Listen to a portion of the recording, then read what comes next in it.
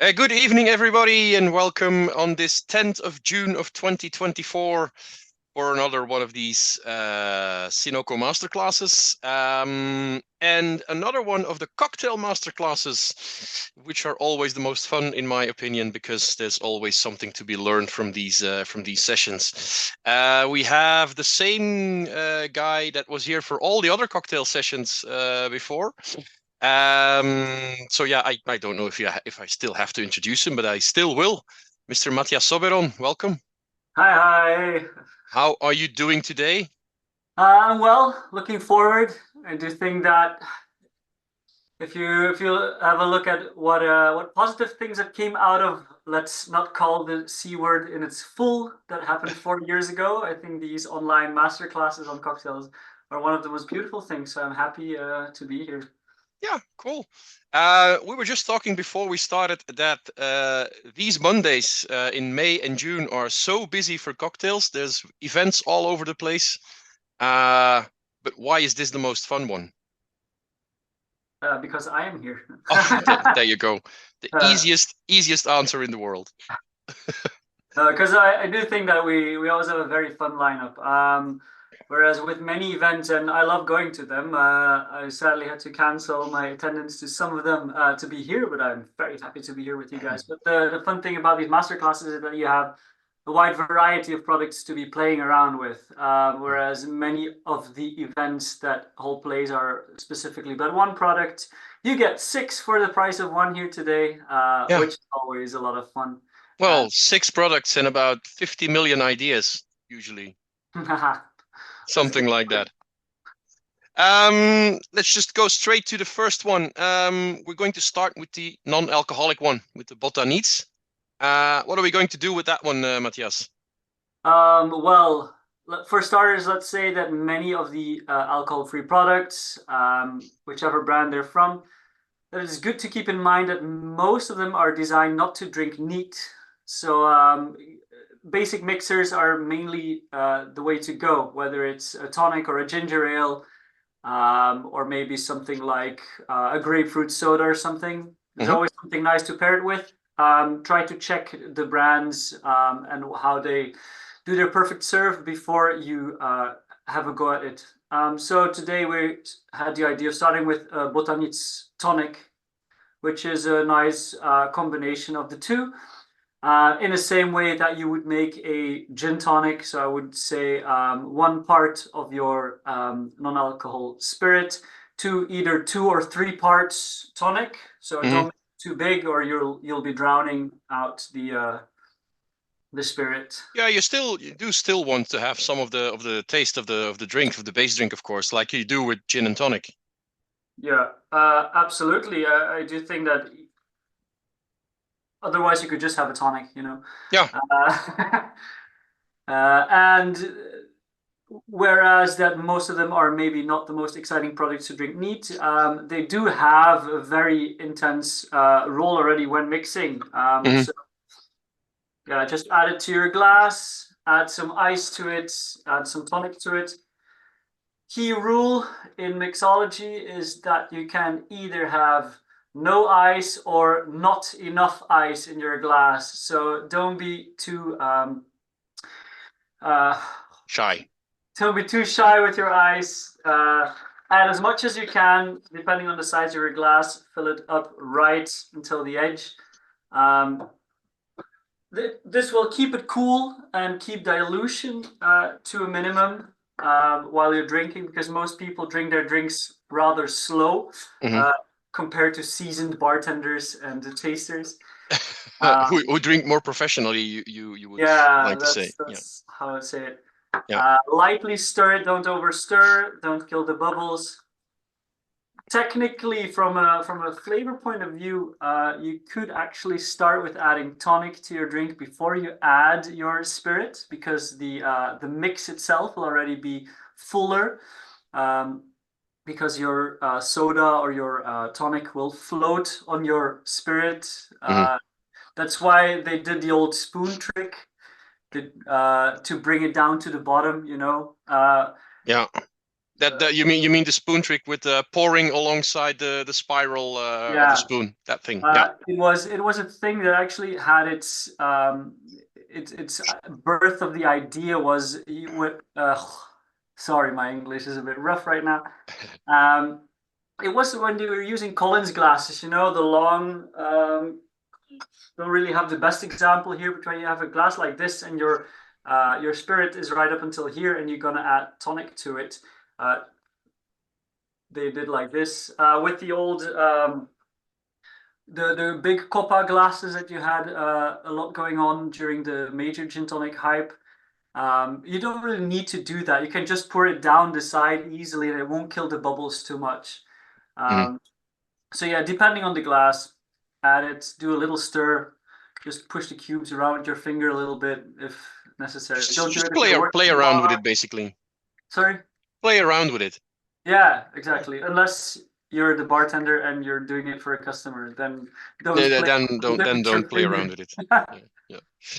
So there's two things I'm wondering about is what kind of glasses everybody's using now, because we're talking about the long and slender ones, the copas. You have like a sort of a tumbler thing going on. What is ideal for things like this, for gin and tonic, for easy mixers, or doesn't it really matter? As long as it can contain a lot of ice, because you want your Yeah. drink to stay as cold as possible, and you don't want your ice to melt in like 5 minutes. Let's say that I do like my glasses to have a bit of a decent diameter going on. Hmm. Neither too small. I don't often drink from the Rioja wine glasses either. It looks nice. I will always happily have it when they're serving it to me in a bar. But most of the time, I stick to like a double old fashioned and will rather pour myself two or three after each other than making one big glass. Yeah. And what's your idea about adding more botanicals to your mix, to your gin and tonic? Um, Because I don't really like it when there's too much in there besides the gin and the tonic and the ice. I think the idea is really good, but sadly enough, the execution, both in let's call them mass volume bars, or like random restaurants with no real cocktail menu, they will add too much to it. Hmm. I would say I really, really love just a lemon or a lime zest peel, or like a little wedge that I can squeeze in for the vibrance of it, especially in summer. Or I can enjoy, um, yeah, maybe I would say like a grind of pepper or something, you know, if you really want to go crazy. But like when it's more than one botanical in my glass, when it's served to me, I'm like, I'm not really Yeah. sure if you know what you're doing. Uh, If you start confusing the drink with the vase of flowers on the table, then it's usually not a yeah. good sign. Same with juniper berries, you know, like you can add some juniper berries if you want to, but like most of the time they're not squeezed or like, and at that point they don't really add anything except for the fact there's There's balls in the glass. some visual appeal to them maybe, or some Yeah. the idea of juniper berries, but yeah, Yeah, it's so not. keep it simple. One botanical. I know, like for example, the big brand that likes to add some cucumber to it. There is a reasoning to it, and it works because from a visual aesthetic, you will always recognize the person drinking it. Hmm. And we all like our cucumber water in summer, you know. But I do think that is more an aesthetic thing. It also adds to the gin, but even without the gin, it would still taste like cucumber. Yeah, yeah, yeah, yeah. But it's a very interesting point of view. But I think at this point, if you're still trying to launch a new gin and you try to come up with like your ideal signature garnish, you kind of missed the train. Yeah, there's no real innovation on that side anymore, I think, because everything has been done. Yeah, pretty much. And like you can only add so many things that are actually like a subtle plus. Yeah. Like if you say, yeah, you have to add like a chocolate bar to it, like people will start like, yeah, let's not do that or something. and a lime peel or something won't be the most original idea either. Mhm. So Yeah. yeah. As for what we're having now, the Botanites is one of those non-alcoholic brands that came about the last, say, 10 years. There's lots of them going around. This is an interesting one. It's a Belgian one. The company behind it is called Nietsco, which I really like as a name. And they are quite ambitious. They want to become the leading reference in the non-alcoholic category by 2026. So they have a lot of different products. This is like the basic one, the most simple one, the non-alcoholic gin, as you would call it. But they also have like a ginger and yuzu gin. They have a non-alcoholic rum, which they call Havanites. It's also interesting. They have a sparkling wine, French Bloom, and they have a whole set of syrups called Bacania, which are also quite interesting. So, but it's good to see. I think that these kinds of products are on the market, and that they are becoming better and better, I feel. Yeah, they are. For me personally, the big sales talk is a bit of a sketchy one often, you know, but I know the brand since about 2 years, I think. And whereas I can talk all about, like, you know, support your Belgian brands, there's something to it, but sometimes also not. I do like it. I'm not huge on alcohol-free products that really try to image themselves or portray themselves as the alternative for a spirit. But it's one of the 2 or maybe 3 gin alternatives which I actually reach for. You may notice that I have a slightly different bottle. Oh yeah, you have a frosted one. Yeah, it's matte green. It's the same. They did a run for it last year. I actually have, I think, 2 more bottles of it. Like, I keep it around for people who like alcohol-free gin tonics. I think it's the closest one. I see it in the comments as well. That has this piney juniper feeling. I personally love cardamom as well in gins. Um, it's easy, you know, like it's straightforward, and adding it to a tonic, yeah, like you can keep drinking it. It doesn't taste like a challenge or something per se. So yeah, Botaniques for me is like, if you're into gins and you want an alternative to it, it's definitely something that I can enjoy. Well, I always feel, I think we have the same opinion about that, is that when you're trying to be an alternative to gin or to whiskey or to rum or to beer or whatever, it's very hard to win the contest with people who try to compare it to the original. So I always feel like you shouldn't really call it a non-alcoholic gin. This is just something else. It's just a different drink altogether with the same flavors. Yeah, yeah. The idea of having an alcohol-free alternative to alcohol will always leave a bit to be desired or something. Yeah. But when it comes down to solely talking about the flavors, I do think they have the directions correct. Yeah. They know the way the product needed to taste, you know, and for me, that's the most important thing. Like, if you're going to call it a gin, then at least make sure it tastes like a gin. Yeah. Uh, And it has some complexity in there too, and just not only the juniper berry or you need the other botanicals, like what you're always saying, the cardamom, pine needles, some turpentine, stuff like that makes it more interesting to taste or to drink than when it's how would I say, when it has just one direction it's going in or something, yeah. one flavor. Yeah. And also, like, it has the similar effect on tonic that you may recognize from gins, which makes it like a good alternative to gin tonic. By the way, quickly, these are the Bacana syrups they were talking about for people who are looking into it. They are absolutely fantastic. I can really vouch for it. I have the ginger, I have the bergamot, and I used to have their orgeat as well. I think it was orgeat or some almond syrup. Mhm. It's a really, really good stuff. Always made with raw cane syrup, cane sugar. Yeah, top-notch stuff. Yeah.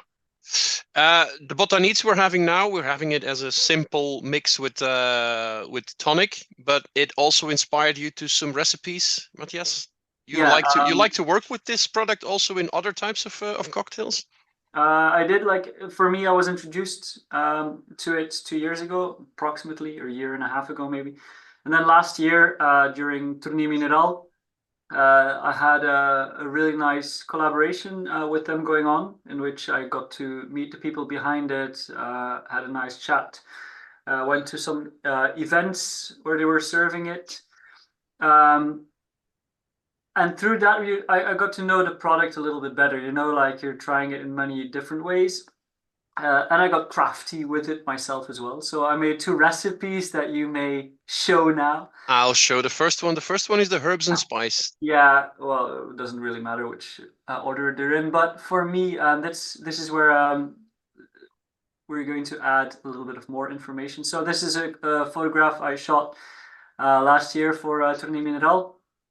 So the idea is to make it drink a cocktail or a non-alcoholic cocktail or mocktail with the botanites.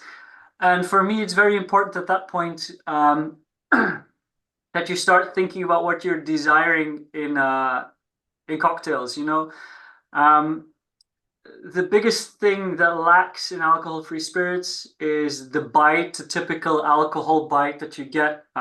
Should not be too harsh because otherwise you're dealing with cheap liquors. But you know, like the heat that brings it. And second of all, there's the mouth feel. I'm not really sure if there's anybody here in the tasting who tried the Botanits neat instead of doing it with tonic. I am doing it, yeah. But you will notice that it does not feel like alcohol in your mouth. You know, like whether you love it or hate it, that's taste. But you cannot say that it has a feeling of alcohol. And that's why when I'm making alcohol-free cocktails, I always try to find a way to add both some kind of bite or some heat to it, and otherwise to add some viscosity to some mouth feel to the drink. In this case, it's a very straightforward recipe. Ginger syrup brings like some kind of heat to the recipe. The typical ginger warmth that you get. If you like it, you love it. If you don't like it, you'll hate it. And for the mouthfeel, I added an egg white, or you can always use vegan or vegetarian alternatives to it. Aquafaba is the juice in chickpea bottles, like if you're buying kikkererwten, chickpeas. Kikkererwten. You're done making your hummus, and then you can use the juice from the bottle in about the same amount as you would use an egg white, so between 20 and 30 mLs, 2 to 3 centiliters. And you can shake it up, and it will add a nice little froth to your cocktail.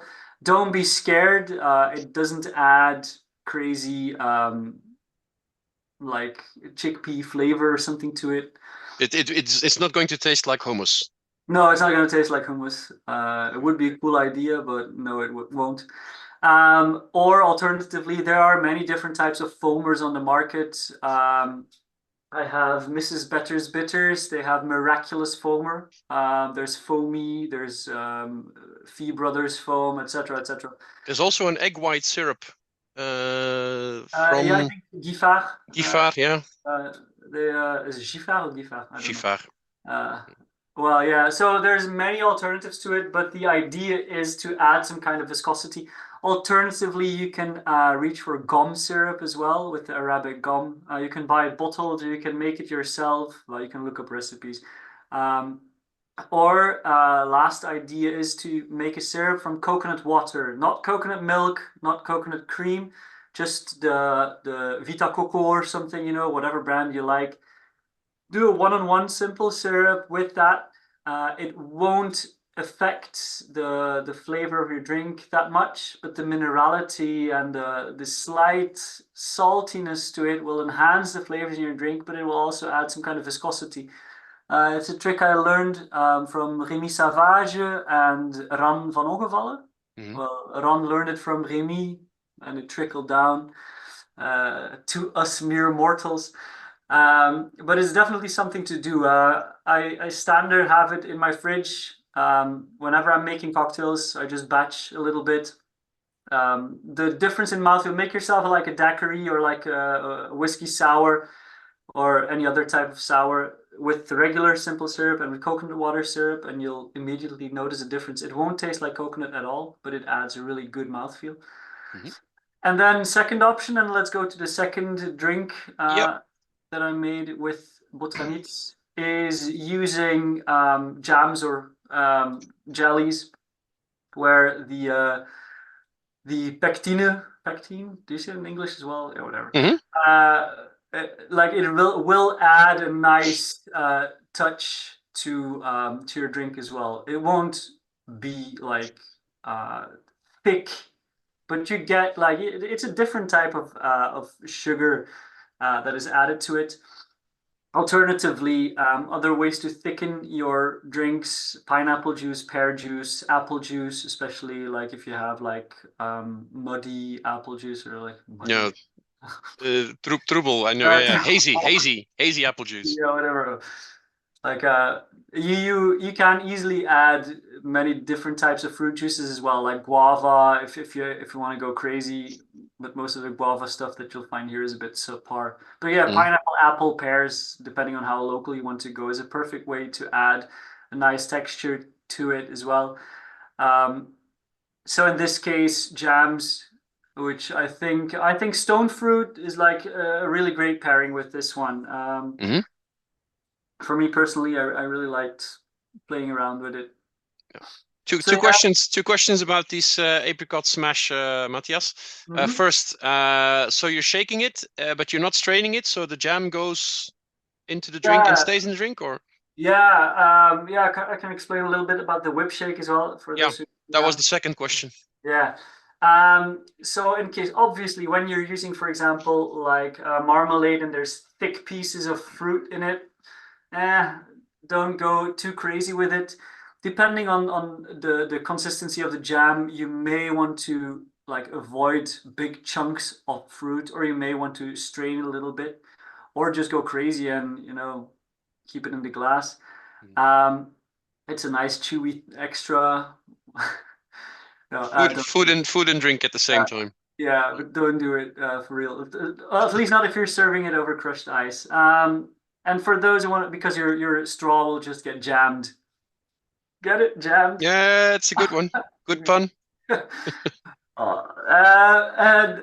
Whip shake is a very easy way of shaking. It's obviously a regular shaker. Just add like a small handful of crushed ice and shake it all up until like the sound of shaking starts changing and you don't really hear ice anymore. So don't add like a big pile, but just like, let's say, like if you have the pebble ice, but like but 15 of those little pebbles, or just like a tiny bit of crushed ice, shake it up. It will melt in it, and that's your dilution. And then just throw it all with a fresh batch of good crushed ice that you haven't shaken, because the moment you shake your crushed ice, it will activate, energy will come through, it will start melting quite a bit. So I do love my whip shakes, where you just dump everything with the tiniest bit of ice that has melted for dilution, and then jam pack your glass with your ice that hasn't been activated through a shake to keep it as cold as possible. That's pretty much the technique. Cool. Any ideas in the audience about these? Do these seem nice? Inspire you? I see some head nods. So yeah, I think it's an interesting product to work with the Botaniets to do these kind of things with that are just a little bit more out of the ordinary, just not the ordinary mix it with tonic. So All right, on to the alcohol then. Let's go. Let's go. Let's go to the Angostura 7. That's the one we're going to taste right now. Yeah, the glass. All right. So, gonna take my sheets here because we're in Yes. for a ride. Yeah, we had this idea about this session, Matthias. Do you want to explain what the idea was behind what we're going to do now? Yeah. So the main idea when Jeroen and I were prepping the masterclass was to take the concept of several well-known drinks and see how the different spirits that we're dealing with interact with them. Or alternatively, when you take several flavors from a cocktail, like how can you play around with it to make them work with a different spirit? So with Angostura 7-year-old, I'll already share a little bit. Mm-hmm. The idea was to start working with a drink that we all love during summer. It's the mojito. And then we're going to look at 3 different drinks that actually have the soul, the essence of what a mojito is. Rum, lime, sugar, and mint. But a little more on that later on. Let me first start with talking about the Angostura 7-year-old. For Angostura, we traveled to Trinidad. And in Trinidad, we currently have only one rum distillery. So every rum that you drink that is made in Trinidad is made at called TDL, Trinidad Distillers Limited, and that's the House of Angostura. We shouldn't worry though, because they do make a lot of rum. Yeah. They make about 50 million liters a year, so don't worry. There's enough to go around. They have enough stock to keep us from getting thirsty as well. Yes. So obviously, before we dive into the rums, quick introduction to Angostura. We all know it from the bitters. Angostura bitters was actually started in Venezuela. So Angostura, the name actually comes from the place in Venezuela where it was invented by Johann Sigurd. He got to the end of his life. His sons were taking over the business. And it was in 1875 or 1876. It's 75. I was actually preparing for another tasting next Wednesday about Angostura too, and it's 1875. Yeah, so some sources were wrong. But yeah, in the mid 1870s, the brothers moved to Trinidad, and they started with the bitters there, and they started actually blending rums as well. Do note that at this point they were not a distillery yet; they were a rum and bitters blending facility, as there are a lot of them. Lots of things changed, blah blah blah. They became a distillery, and let's say that since 2002 or 2003, depending on whether you talk about the last distillate or when the distillery closed, since that point, they became the only distillery of rum left in Trinidad when Caroni closed. So Caroni had its last run in 2002, closed their doors in 2003. And so for the past 20 years, Angostura have been the sole producers of rum in the country.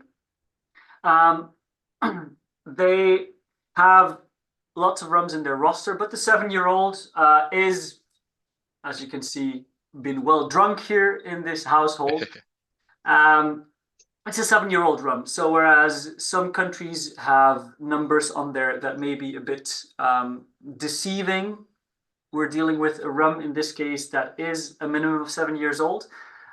Sources say 7 to 10 years old, but in this blend, it's obviously difficult to say, and sometimes there may be some differences between blends and releases. So a minimum of 7, slightly older than that. I do think Angostura told that when I had a chat with Daniel, the main man behind Angostura, that they take 7-year-old rums from different barrels, they marry them together, and for a while they rest together. The mellowing age can take up to 3 years, but can be shorter as well. Sorry. They call it a blend of light, medium, and heavy rums. For those who know a bit about distillation, Angostura has column stills, has multi-column stills. They do not use pot stills.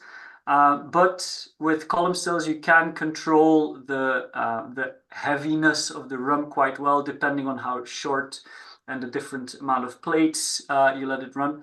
So they produce heavy tasting rums. They produce what they call medium tasting rums, and they mass-produced light rums, which we all know from other brands that produce so-called white rums. I don't really like to talk about color, but most people will know it under the name of white rums. They blend it together. It's all made from molasses here, so no cane juice. And it rests on bourbon casks solely. So there's no specific blending of different casks here. This is, for me, price quality wise, one of the best rums to start your, let's call it, aged rum mixology journey with. Many places and many online will talk about, like, you have English style, Spanish style, French style rums. Now, in the case of Angostura, they're a bit of an in-betweener because they're too young a distillery to really fall under the category of what the old school colonial differences were. They are an ex-British colony, so you would think that from a historical point of view it would be an English rum, but they do solely multi-columns, so they are in essence more a Spanish style. So it's a bit of an in-between, which gives you a nice way of not having the lightest of Spanish styles, but not the heavier English as well. Not the high ester Jamaicans and Barbados. Yeah. It's not a rum that you need to learn to appreciate. Like I love my heavy Demerara's and my heavy Jamaicans, but they're definitely not something that you need to try in the beginning of your journey, or you'll ruin like some more subtle styles like this one. But this one already has, body. It has way more body than some 7-year-olds that are on the market. For me, there's a lot of chocolate, toffee. I see some cookie dough, butterscotch.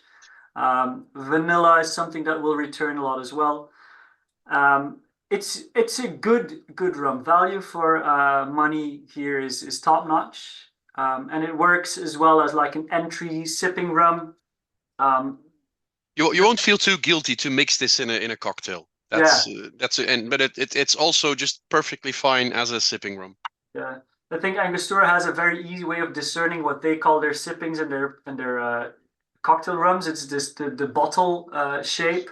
So this one is the first or the lowest ranking of their premium rums. There's a 1919, which we'll be having later on as well.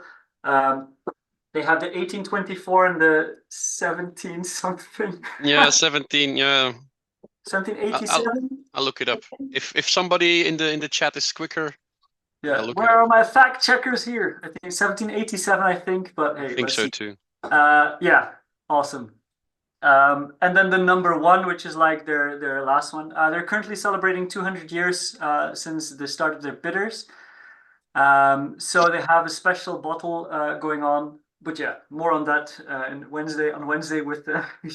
Yeah. There's another one. Yeah, they have the number one, which is a sherry cask finish that's on the market right now, but it's something completely different. But yeah, 40% ABV, which means like definitely better than the 37.5, but slightly less playful than some of the 42, 43s in there. But it works perfectly in cocktails. And that's why I prepared some. Let's have a look, maybe. Yeah, I've got the mojito first. The concept here. So the mojito is where the masterclass of cocktails for the Anglo starts. We have just a basic setup. Take 60 mLs or 6 centiliters of your rum. You can do 5. If you're up for a party, you can do 7. Like, nobody ain't gonna blame you if you do a little bit less or more. If you want to have some little bit more margin on the profits, you do 5. Yeah. Jörg Meyer of Le Lion in Hamburg, who invented the basil smash, says like what is he like? 6 is good, but 7 is Liebe. Okay. So yeah, if you're making it for yourself, you can have a heavier pour. Chacun prépare sa propre mort, they would say in Martinique. Yeah, yeah, yeah. But so what we have here is a rum that it's the slight chocolate notes that it has. The vanilla will be a perfect playing field for mojito style drinks. Chocolate and mint, vanilla and mint works hand in hand. For a mojito, you will find 1,000 recipes. I don't make it with raw sugar in it. I may add like a tiny bit of it if you do like to muddle the grain in with the limes, but I do swear by the squeezed lime. So you will see recipes with just regular lime juice, but it's the peels, the bitterness of the peels, the oils in it that does add something that a mojito makes different than all the other rums we'll be talking, the cocktails we'll be talking about. Biggest and most important thing about like making a decent mojito is not the ice, is not the mint, is not the limes or the sugar. It's to not kill it with soda. It should just be turning a drink into an effervescent drink. You just want a slight sparkle. That's why I put like you need less soda than rum. That's like if you're adding an equal amount of soda or more soda, it's not a mojito anymore. Then you're like having a weird ass highball. It's just getting a bit of dilution and effervescence going on because that's what sets it apart for me compared to many drinks that are similar to it. From a historical point of view, the mojito is a drink that has its origins in Cuba. First written in a book in 1930, so it's actually not that old compared to a lot of other recipes. But let's go back to the mid to late 1500s to really go to the origin of the drink. We are dealing with Sir Francis Drake, who is the fleet commander of the Brits in the Caribbean. He has issues, a lot of issues with seafaring illnesses like scurvy, etc. There's many more, but scurvy is the most common one. And what he would do is when he was on land, he would look for a local medicine with lime or limes being one of the things that the locals would have, and something called yerba buena. I hope I pronounce it correctly. And yerba buena is something that these days would be closely related to our mint family of herbs.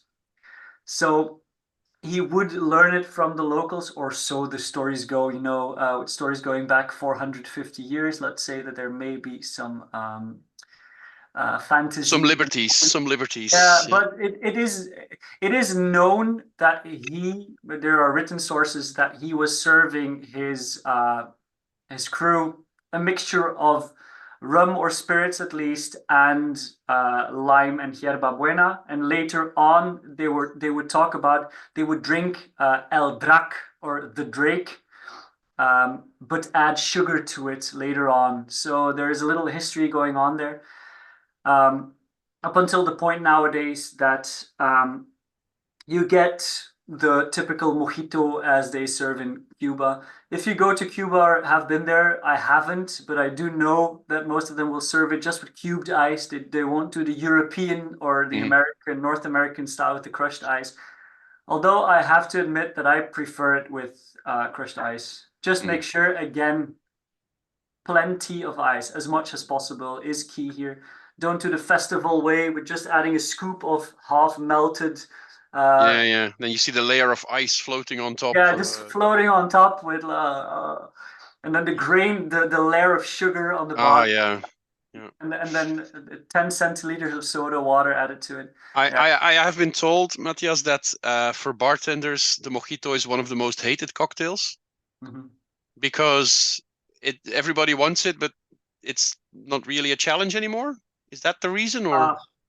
Well, first of all, you need many things to make it properly. You need to have fresh mint behind your bar, and okay, quite some bars have it. Tiki bars will always have it, but not every bar has a stock of fresh mint going around each year. And if they have it, most of the time it's for a garnish and not to be used to smash it down on the bottom of a drink. Second of all, taking a lime and slicing it up and muddling it is quite a labor-intensive thing to do. So it gets the same type of hate as the espresso martini gets because, oh no, they need to run to the espresso machine and start pouring espressos, and then they burn their fingers because they pour it in the jigger and the jigger heats up, etc.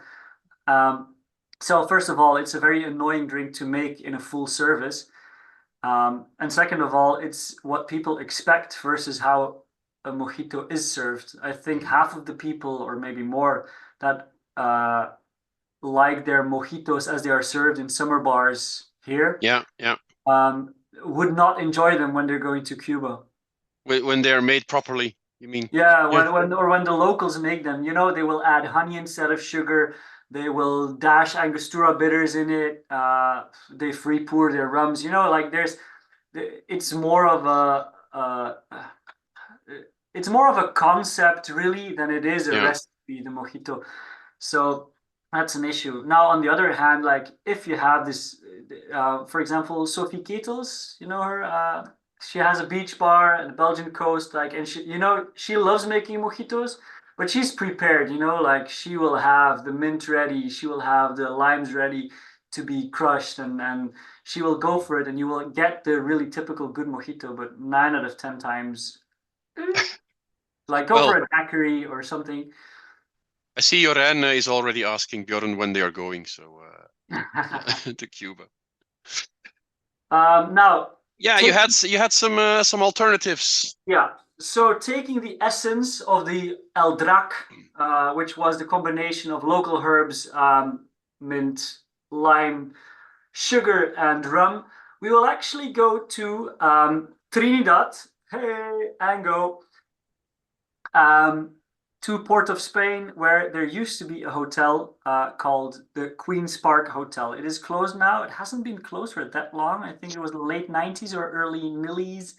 But yeah, it was a hotel, very, very important hotel. And in the 1920s, so do note, Mojito, 1930s. We're going a decade back in time to Trinidad, to Queen's Park, Swizzle, for what is essentially the cousin of the Mojito, but a lot more flavorsome. Where the Mojito is made with, like most of the time, the younger rums, but I do like some medium-aged rum. The Queen's Park Swizzle actually demands a medium-aged rum. So this is where the soul of, for me, rum has a more important role to fulfill. It is lime juice. It has simple syrup or demerara syrup if you have it, or like raw cane syrup. Just mix up 1 part water with 1 part of your preferred sugar, granulated sugar. It has mint leaves, but very importantly, this one has a good solid amount of Angostura bitters. Now, what's the difference here is that it has no soda water at all, and it is always served over crushed ice. In this case, you see it's a swizzle. A swizzle is a drink where you have to take a swizzle stick, but a bar spoon works as well. A swizzle stick is, let me take a beautiful metal one here. It can look like this. Often it's made of wood with like these 5 or 6, 5 I think, pointy ends. And then you just do like this in your glass and you go up and down a bit to churn the ingredients and to make froth or frost like really set on the sides of your glass. It will take the temperature down a whole lot. And you can either choose, I do like the float of bitters. You can choose to already add your Angostura bitters to it and swizzle them along, or to add the bitters on top. The look like this is so cool. Yeah, the appearance is great. And what I do love about this serve is that it will keep evolving while you're drinking. So in the Hmm. beginning, you're drinking it with a straw, this one. You will get uh, the stronger mint at the bottom, and then later on, when your mouth gets accustomed to the mint, it will start tasting like, just like you'll start tasting, okay, the lime and the more like the daiquiri template Hmm. that is there as well, the rum and the lime and the sugar. And then the Angostura bitters come down, you will get that third layer of flavor going on, It's a which bit like drinking an Irish coffee, yeah, which for which example, starts like mixing the slowly, and then mojito in of the end Irish you get, coffees. yeah, something like that. Yeah. No, it Yeah, does look really cool, Matthias. This one. thanks. Yeah, so this is a huge favorite of mine. The last actual bartending gig that I had was way back in 2017. Um, that's the last time you could actually find me behind a bar for like an entire summer, and I was I was allowed to create the menu. Just they just said like you get 6 cocktails for this summer. Choose some, and I was making them in 2017 already. For me, I discovered it through an old cocktail book, and I immediately fell in love with the concept of what like a mojito can be, but is Hmm. for me like the way more important one.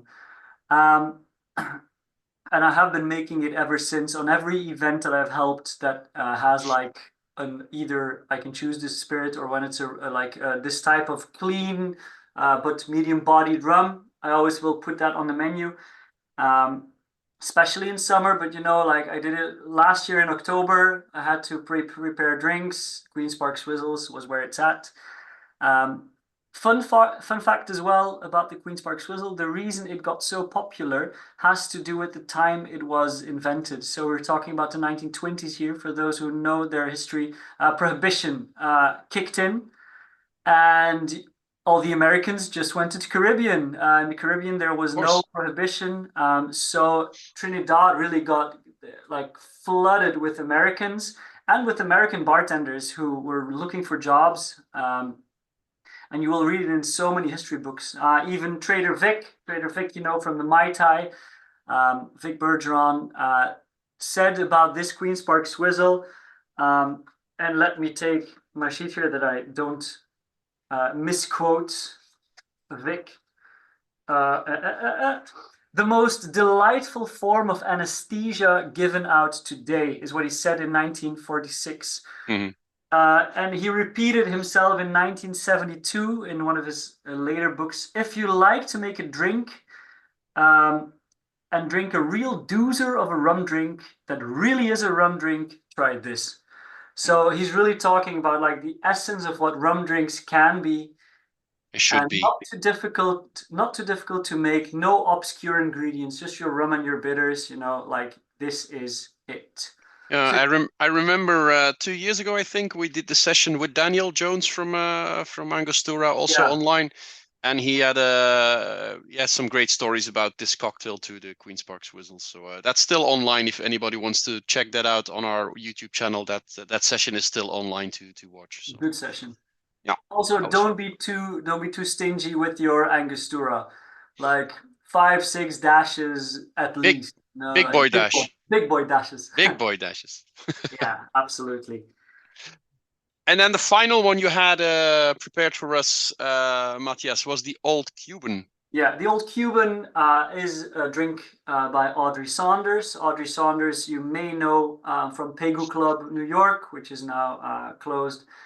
But she has put her signature on so many modern classics. Audrey Saunders is one of the people and one of the very few ladies in the cocktail world that really like made an effort that few people can actually attest to as well.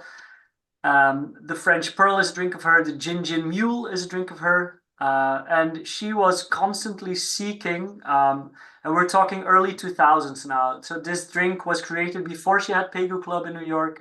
We're talking about 2001, 2002 or something, so about 20 years ago. She was looking for the essence of a mojito, but make it festive, make it royal. we know the Mojito Royale with cava or prosecco instead of soda water, but this is the real Mojito Royale, in my opinion. So we get a medium-bodied rum. Again, this one calls for something that befits the Angostura perfectly. A couple of dashes of Angostura bitters, lime juice, simple syrup, and mint leaves. Shake that together with ice, good solid cubes, and then strain it into a coupe, and then top it off with sparkling wine. Or the other way around, again, add some sparkling wine to your glass and then pour the cocktail in the wine. You may see some bars also strain it into one side of the shakers. They will add the wine to the shaker. They will come to the table and then pour the entire content in the glass. Just make sure that it is mixed properly. But yeah, the old Cuban, obviously a reference to the old Cuban drink we all know, the mojito, made by Audrey Saunders.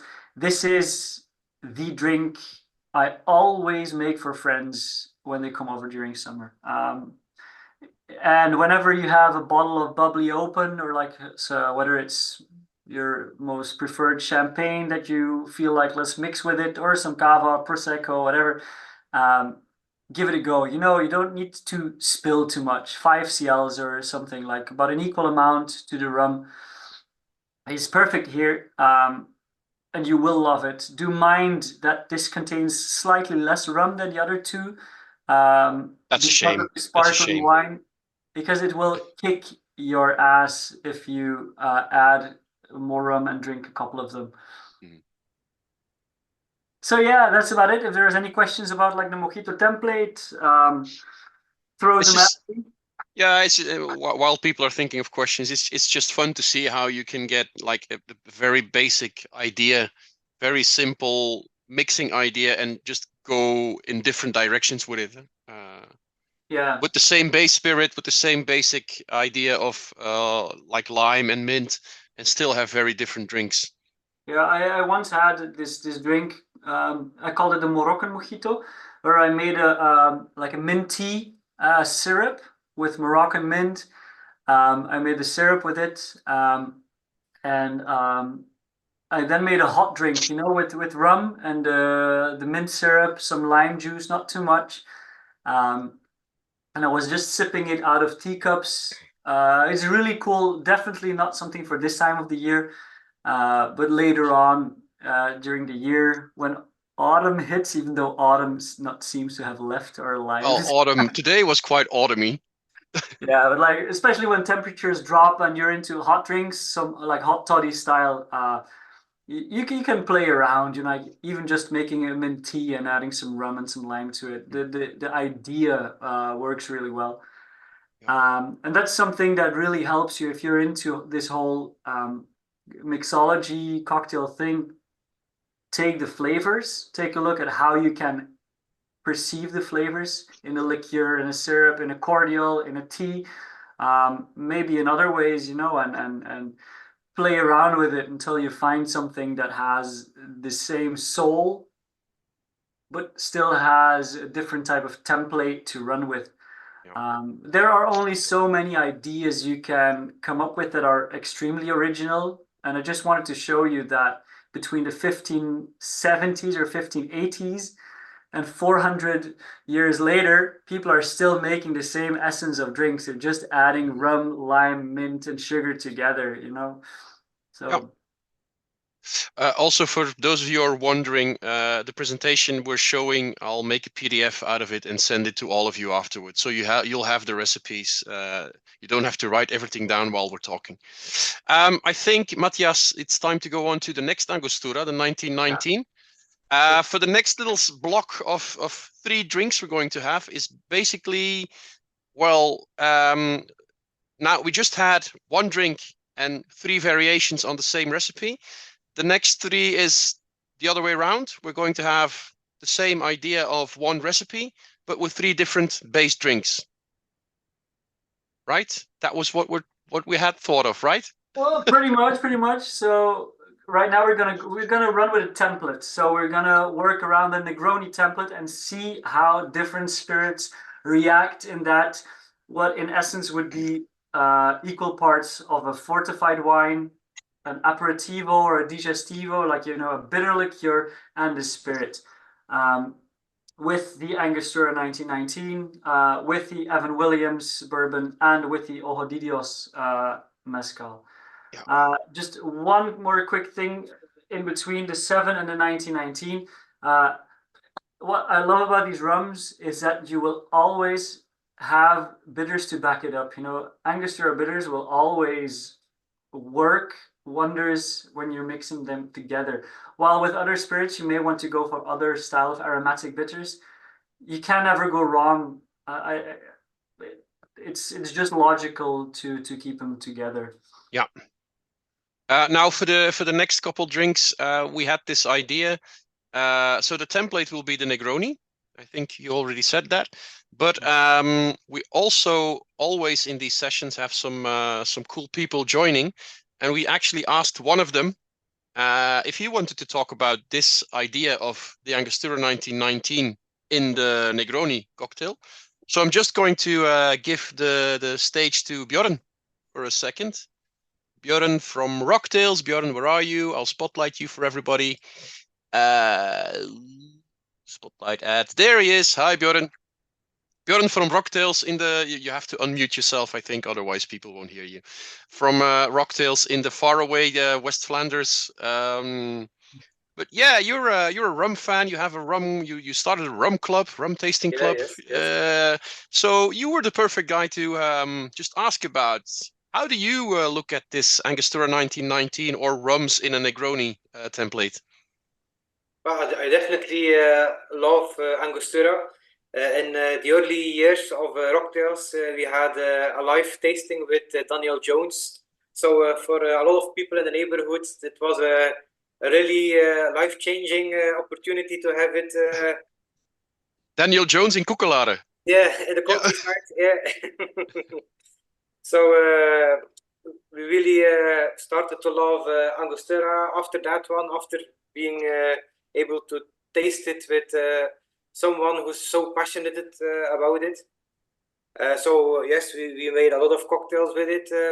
But to be honest, for a rum Negroni, this week was the first experience with that one.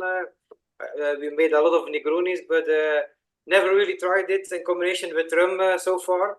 So I asked Urain to search for a lot of recipes, and we had a really fun early evening today. Yeah. So we tried a lot of them. Just so everybody knows, Joran is your wife. She's here yes, too, but yes. she doesn't want to be in view, I think, or she can, of course. Shy, yeah. Yeah, she's a bit shy. Yeah. But yeah, if we try to stick with the main combination for a Negroni, 30 mils of normally to use gin, 30 mils of something bitter, and 30 mils of mostly sweet vermouth. It works, but the Angostura fades in the background and doesn't really stand up. It's a little bit a more dull cocktail. So if you want to enhance the rum taste a little bit, you can add 5 mils of cachaça. It really pops up the rum flavor and enhances it, while you can still taste the Angostura a lot in it. Mm-hmm. But there was one recipe that popped up more than that one, and that was with Aperol, Lillet Blanc, and peach bitters. If you want, I have everything here, so I can make one for you. Sure. Make it for us and then bring it to us afterwards. Voilà. So I start with 35 mils of the Anglo 1919. Yeah. Then I put in 15 mils of the Lillet Blanc.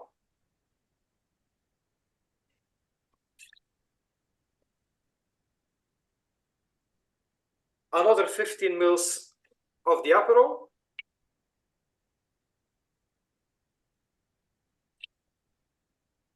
And then to end with a dash of 3 of peach bitters.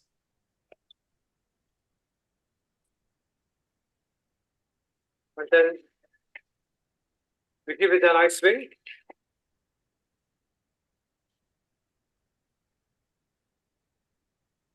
This is where the magic happens. Yeah.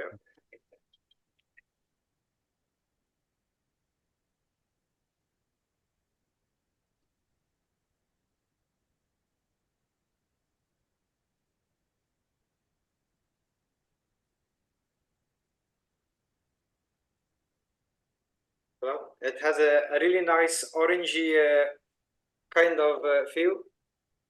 So just a little orange garnish in it. We keep it very classical, but yeah. Cool. What do you think about the idea, Matthias, of the Lillet and the Aperol, which I feel like it makes it a bit more sweet, more than bitter? Yes, because the Angostura isn't the hardest or the most heaviest rum. So it works better if you treat it delicate in the Negroni style. If you otherwise the Aperol or Campari or bitter dominant too much above the rum taste. Mm-hmm. Yeah, I think in the case of the Angostura 1919, so we get a main big difference between the Ango 7 and the Ango 1919 is that this is not 1,919 years old minimum. This is not even from 1919. Yeah, so I'm going to talk about the store a little bit in a second. But this is a non-age statement rum. Now, if you look up the website of Angostura themselves, they do share that the rum is between 5 and 14 years old. I'll just put the bottle on screen for everybody, Matthias. So yeah, go on.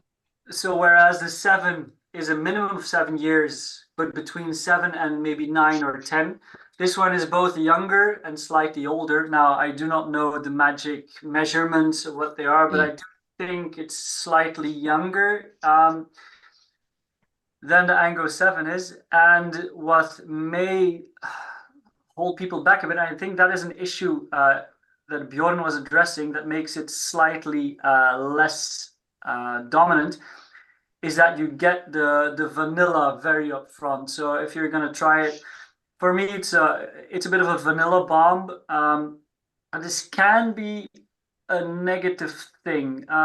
If I may be as frankly as I can be, I prefer the 7 over the 1919 when it comes to trying them neat. Because there's a different type of complexity to it.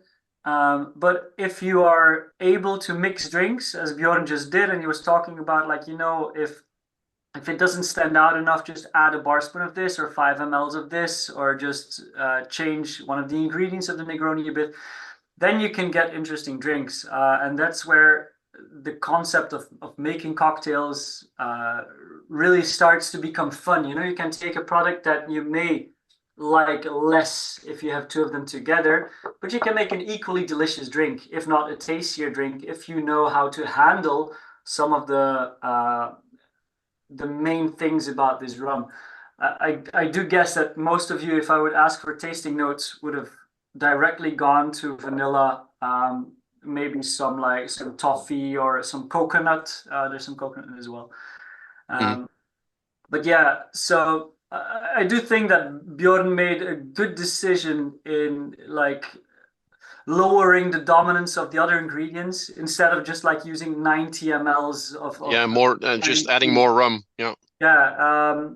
It's a solid idea, and especially Lillet, I used to really dislike it. I have a history of talking bad about it because it's one of those things that I feel is portrayed in the wrong way. You know, like all the drinks that are made with it, from a marketing point of view or from a bar point of view, I always feel so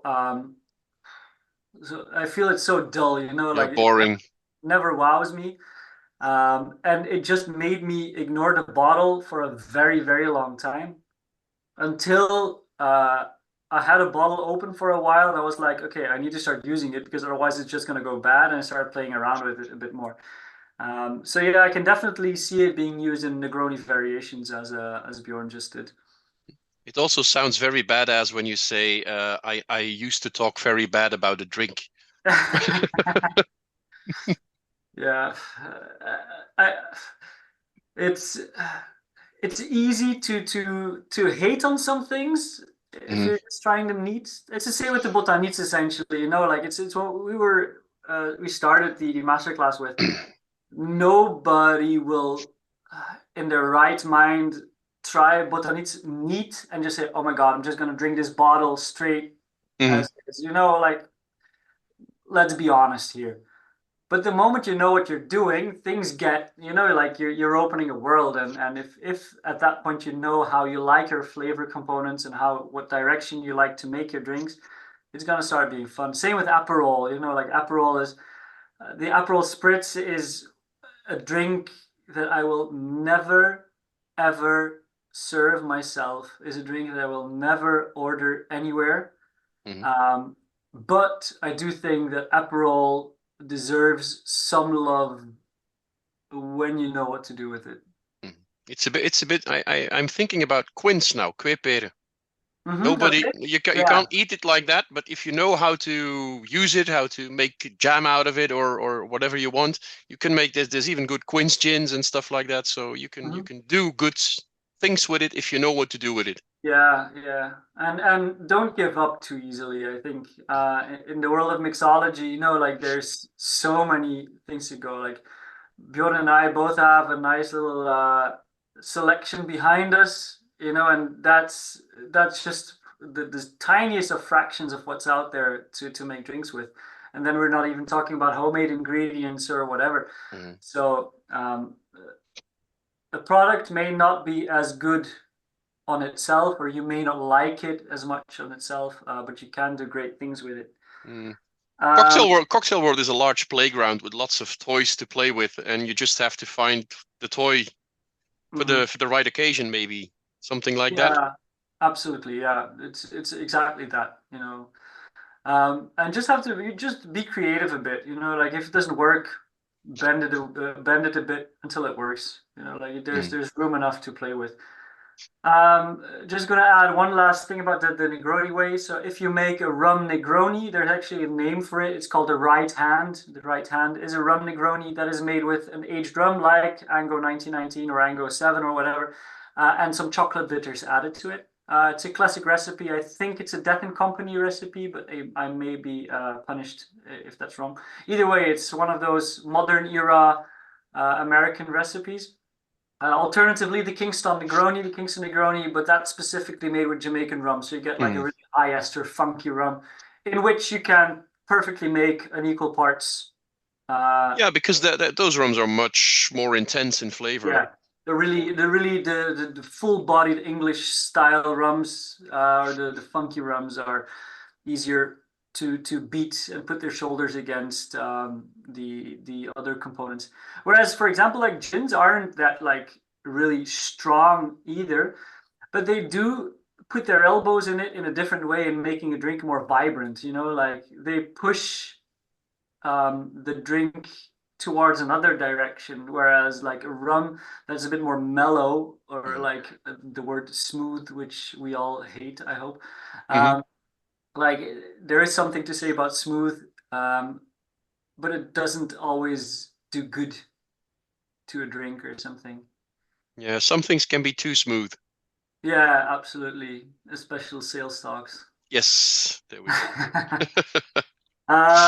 I think maybe one thing, because I think we need 3 other products. Yeah, we need to keep an eye on the timing. So I was also going to ask just Bjorn for a last thing about rum Negronis, if you want to add something, and then we're going to go on to the Evan Williams. But anything you like to add, Bjorn? Oh, it's definitely a world worth exploring further. So it was a really nice challenge, and we're gonna keep up the pace and find new things with it. All right. Well, and enjoy. You say high esters. That also looks like something very interesting to explore in combination with Negroni. Yeah, it's really cool to do. I had some Yannick made me some funky Negronis, and they are really good. Yeah. Okay. So yeah, thanks Björn for wanting to talk to us about this for a slight bit. And thanks to the cat too. Hope she enjoys the Negroni too. And we'll go on to the Evan Williams. Matthias, is that okay with you?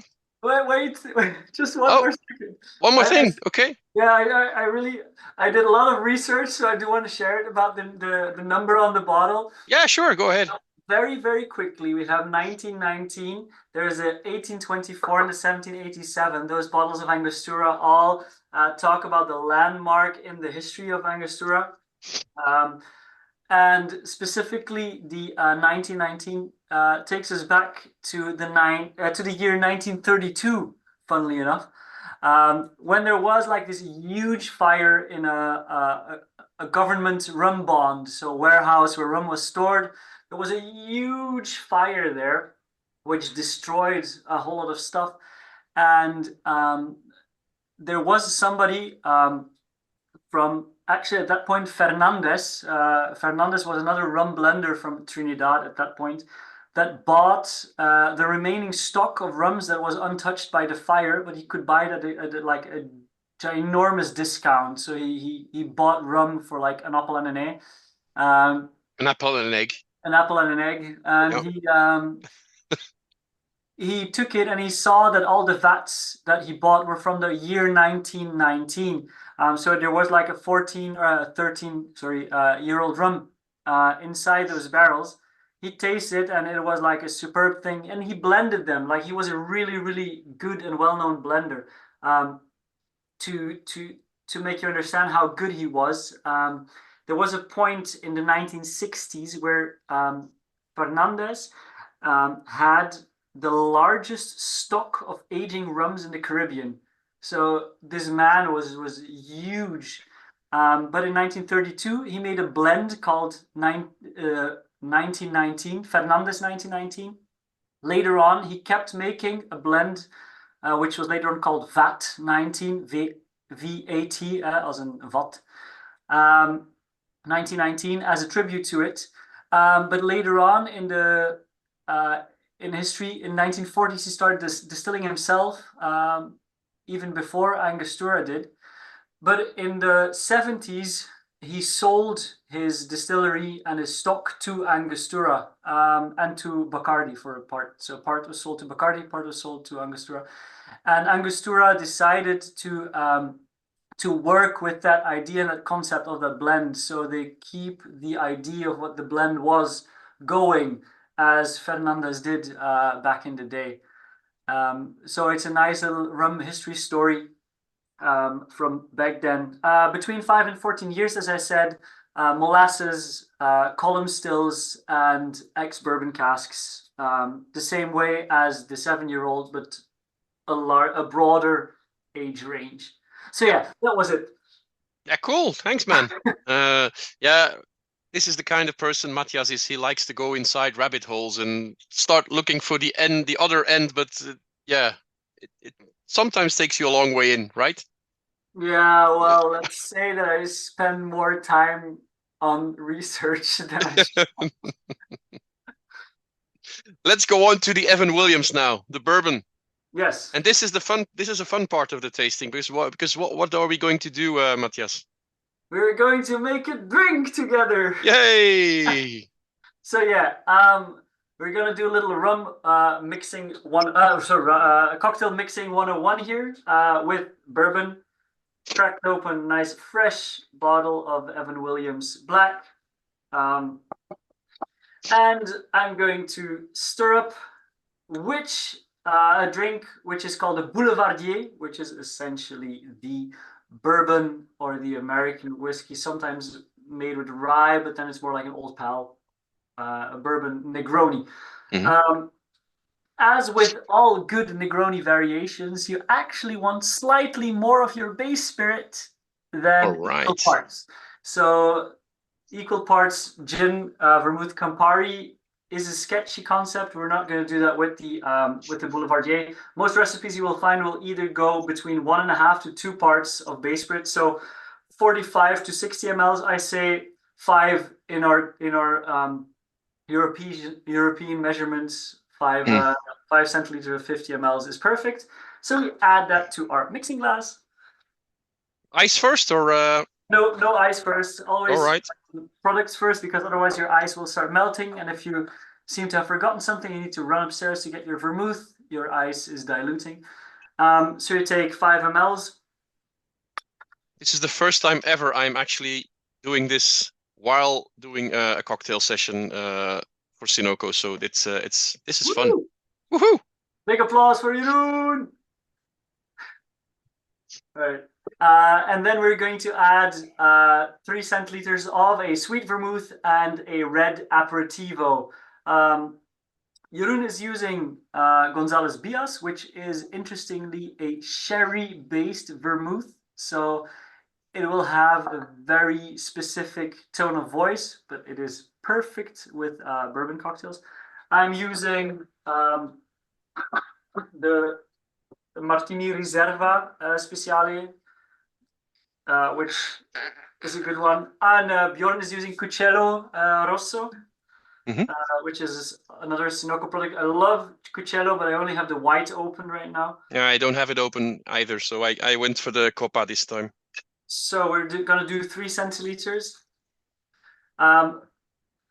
Rule of thumb would actually be to start with your cheapest ingredient in the mix. So if you mess it up, that you have to throw away the least amount of money, but it's more of a bar concept than an at-home concept, because you're gonna be drinking it either way if you mess it up, I think. Yeah. And 3 centiliters of a red bitter. I will stay in the Martini lane. Jeroen is using Caffo, which I think is slightly more gentian in it. So yeah, you will notice that even though we all have the same base spirit, Bjorn, Jeroen, and I will have completely different tasting drinks. This is always up to your own palate. Like if you're working in a bar, you may want to look for the most consumer-friendly of combinations. But if you're at home, just find the stuff that you love. Yeah. I'm a big advocate of sherry vermouths, whether it's from González Bias, which I always have at home. There's others out there as well, even without calling names. I really love what the Spanish vermouths have in terms of body and flavor. And then we're going to add our ice to it. You want to use as much ice as possible because you want to cool it down, not over dilute it. My ice is already pretty wet because it's been standing here for an hour in my bucket, but I had a big bag, so that's okay. If you notice that you only have like small particles left, maybe decide against making a drink until you have better ice available. And you want to stir. I'm using one without a thread, so this is a clean. Oh, that's hard mode. It is because I'm a lefty and I stir against. Yeah. Stir against the spiral, which makes burn marks on my fingers if I use them too often. You want to stir for approximately, but this is all science and about dilution rate. You want to have about 30 to 40% of dilution. So you have 5 plus 3 plus 3 is 11 centiliters. So you want to have about 15 centiliters in your glass in the end. You stir for about 30 to 40 seconds to get the temperature down. And this is gripping television, Matthias. And then obviously you want to strain it into a glass containing fresh ice, or if you don't have anything else, just drink it straight from the glass you stirred it in. But in the case of Jeroen, I would not do that. No. You can stir inside the glass. You can serve it up in a coupe as well. Just try not to pour it over very wet ice because it will dilute way too quickly.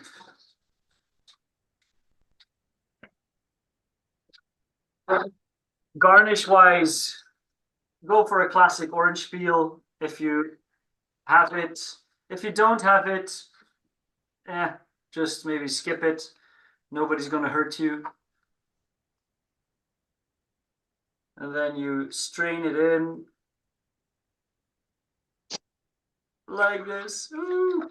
Right, so this is a clean, cheers guys. Cheers.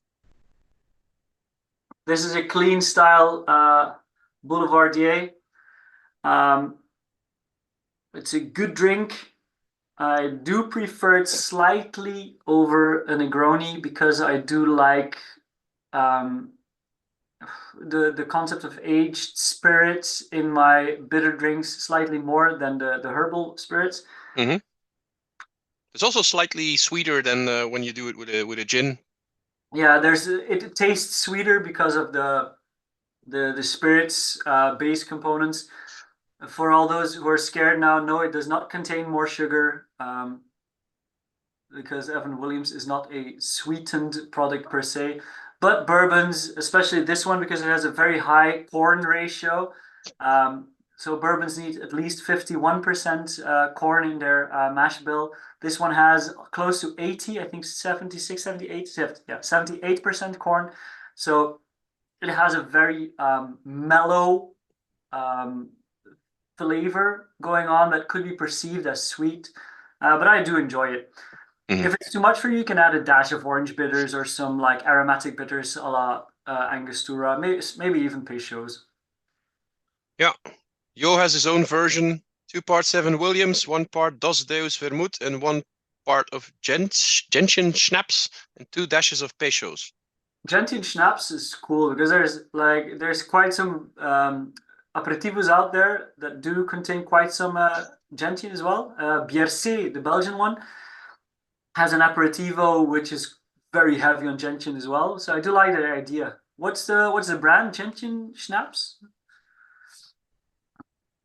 It's Gebirgsenzian Schnapps.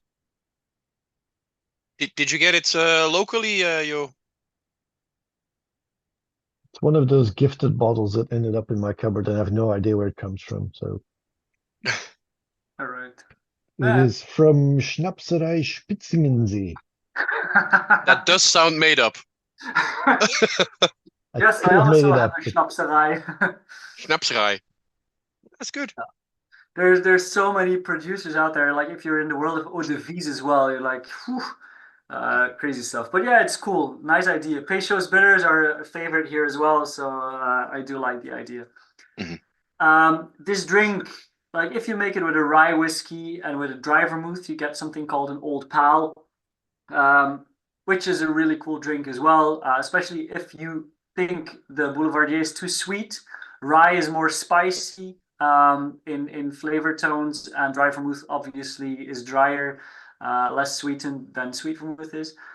But yeah, I think it's a really cool drink, and completely different. Even though Ango 1919 is also a sweet product, it tastes nothing alike. No. In the Absolutely. So bourbon, or do you want to? Yeah.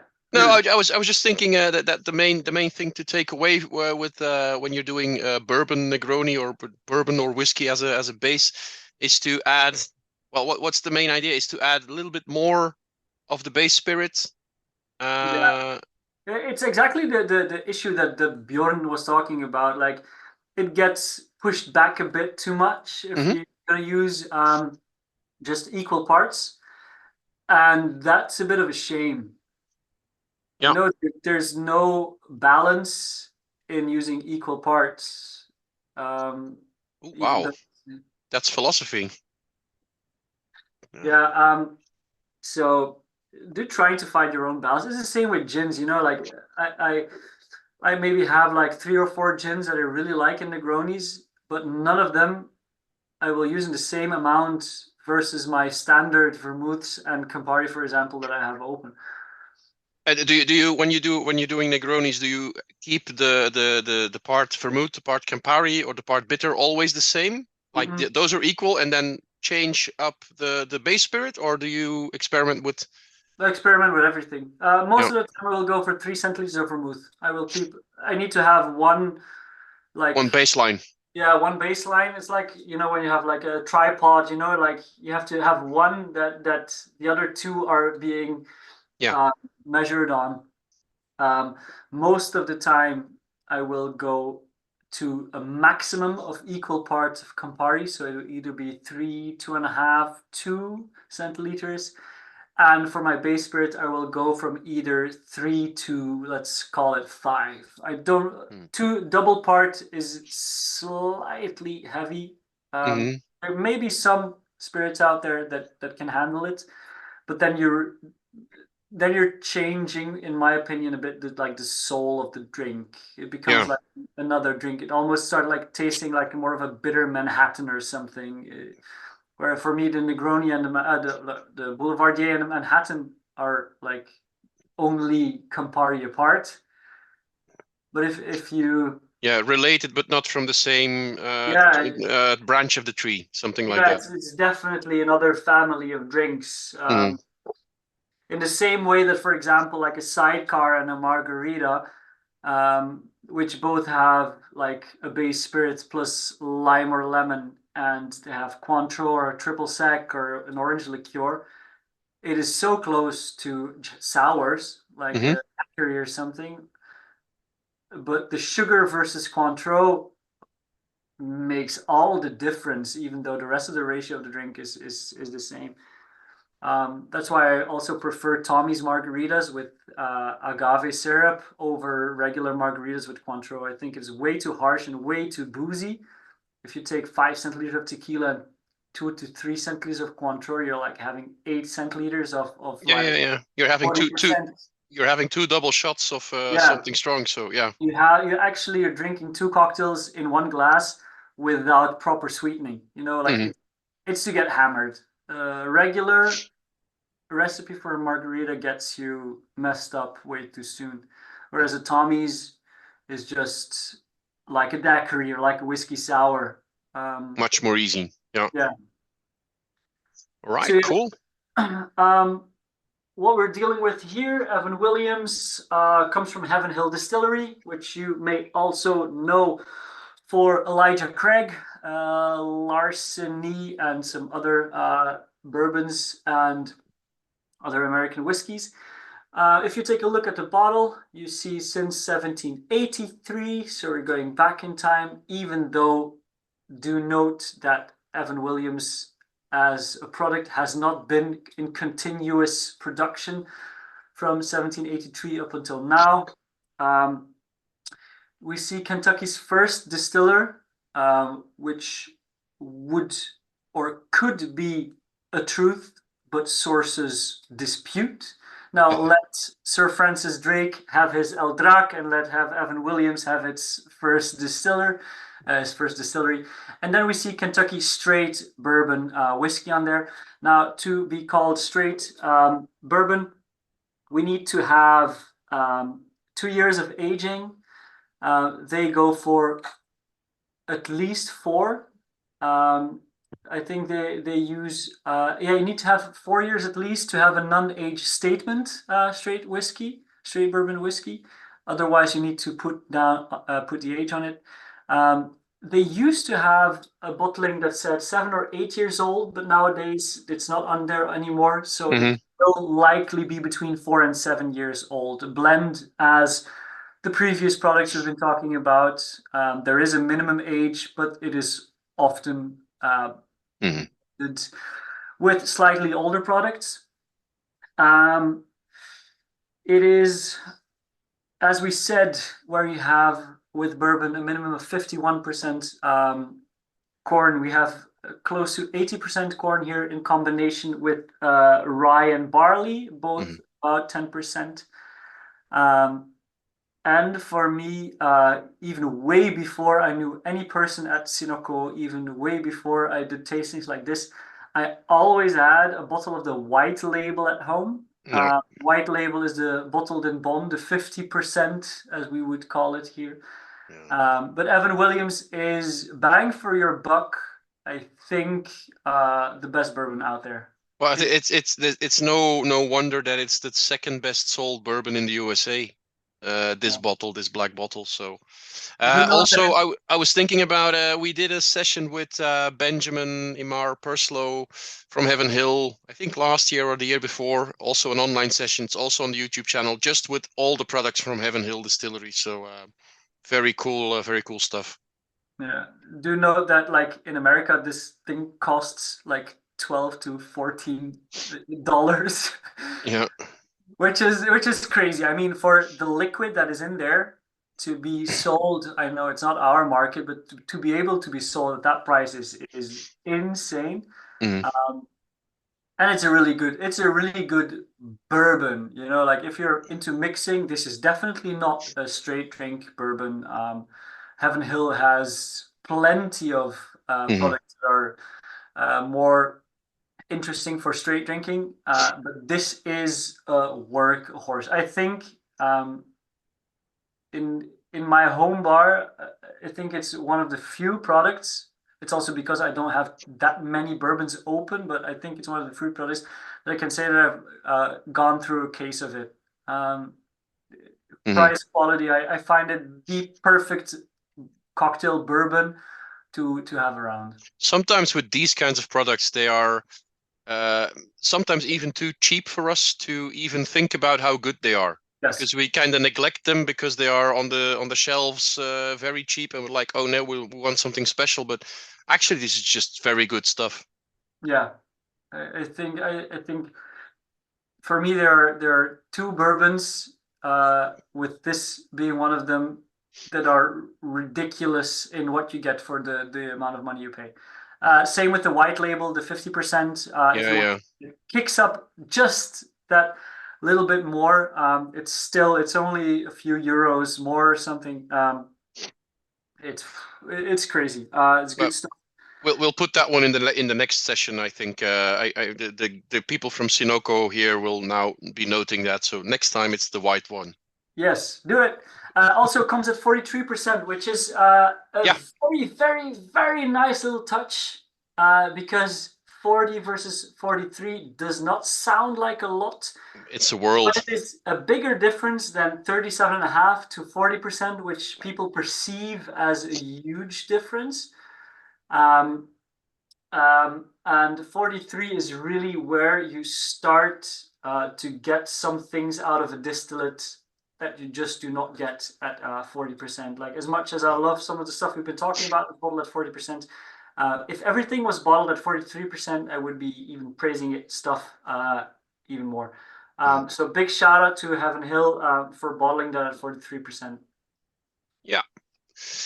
So Negroni wise, we've had the rum Negroni with the Angostura 1919. We've had the Boulevardier variation with the Evan Williams, and now for the variation on Negroni that was one of the first variations I learned about, and I was immediately crazy about, is the smoky one with the mezcal. So Yeah. let's go to the Ojo de Dios. Now, normally I asked our good friend Yannick van Dijk, who is Mr. Negroni.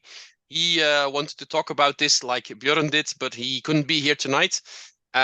So we'll improvise a little bit, Matthias. Mezcal and Negroni. Sorry? It's not that I've never had a mezcal Negroni. No. Of course not.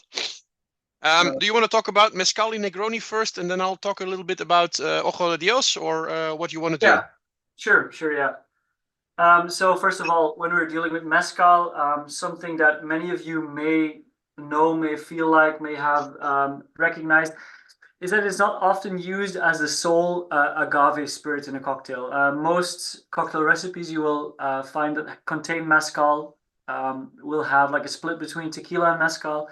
But obviously, when you're making a Negroni and you're splitting two base spirits, again, things get a bit like tiresome or something. So the mezcal Negroni is something really that stands on its own, because this is one of the few base spirits comparable maybe to the Kingston Negroni with the Jamaican rum that I was talking about earlier, where you do not want to overdo the base spirit. You do not want to go more than an equal part compared to the vermouth. So either 3-3, 3-3-3-2 maybe, 4-4-3 you could do, but you do not want to overkill because we're dealing with a strong flavor, strong tasting. But you would cut down a little bit on the bitter. Possibly slightly, but I would not go underneath the wine in this case. Just to have the baseline. Smokiness lends itself perfectly to a Negroni. But what I love the most when it comes to that is turning it into more like an after dinner drink than an aperitivo. For me, the world of aperitivo versus digestivo, the Amari, of which we all know several. Well, Angostura has a good one. Yeah, Angostura has Amaro de Angostura, which is amazing. It's like drinkable bitters. Yeah. Even though I also shot bitters sometimes, but but drinkable for normal people, Matthias. For normal people. Yeah. Averna is one of those. Montenegro is one of those. Jägermeister, there. Maybe I should not make too much out of it right now. I'll edit it out. Yeah. But yeah, to be able to compare what we're talking about, so I do like a split of red aperitivo, which could be Caffo or Campari Martini, whatever. Half with an Amaro. The Amari are often slightly sweeter, but also slightly more bitter than Campari is. Way more complex in build, and they're served as after dinner drinks just to get the stomach relieved after your dinner. Now, mezcal for me is also something like if you're going to drink mezcal before your dinner, some flavors may suffer. So for me, this is where the Negroni is served as an after dinner drink rather than an aperitivo. So 1 part mezcal, 1 part vermouth, and then an equal split of. And I love my Campari together with Cynar. Cynar is the artichoke Amaro. We can show the bottle here. It's readily available in most liquor stores. I'm not talking about like a super obscure ingredient here, but it has a vegetal bitterness that works perfectly with mezcals. Mezcals are amazing. They are very artisanal. Jeroen, you're going to talk about that in a second. But this is where, for me, where with Amari, you can get like a really like winter herbs. You can get like very on the orange or the cola flavors. But Cynar is really vegetal as well. And that's why I think it pairs perfectly with mezcal and the agave notes that you still really get. So if we keep talking Negroni style drinks, that would be my my preferred style. So yeah, I mean the big difference you're talking about is that when you have the Angostura 1919 and the Evan Williams, which you have to adjust your other ingredients to because otherwise they would be overwhelmed. Here it's the other way around because the mezcal will be front and forward always. And you have to kind of think about how to balance it with the other ingredients. Yeah, and kind of change the mindset of what a Negroni is. Yeah. Yeah. But to still stay true to the philosophy of Negroni, which is like a bitter it's a bitter and solid drink. Definitely not go like with the Boulevardier. You could like get into the concept of the Manhattan a little bit, but this is full on Negroni. You know? Yeah. All right, cool guys. You're all tasting it right now. I'll put the bottle on the screen for you. The Ojo de Dios. I'll not talk too long because it's already quarter to 10. So you probably all know this. Mezcal is made from agave plants, espadin. In this case, from the region of Oaxaca in the village of San Luis del Rio. They are located. Ojo de Dios means the eye of the gods. And this is a concept in Mexican folklore, I would say. And this is why they adopted it. They would like to be their mezcal or their products to be the eye into the soul of Mexico. So the Ojo de Dios for the Mexicans, or for those who believe in this, is like the window to the ancestral plane that you have to reach. So that's where it comes from, where the name comes from. So agave plants are they are not cactuses. They are not well, they're very different from cactuses, for example, but they are similar.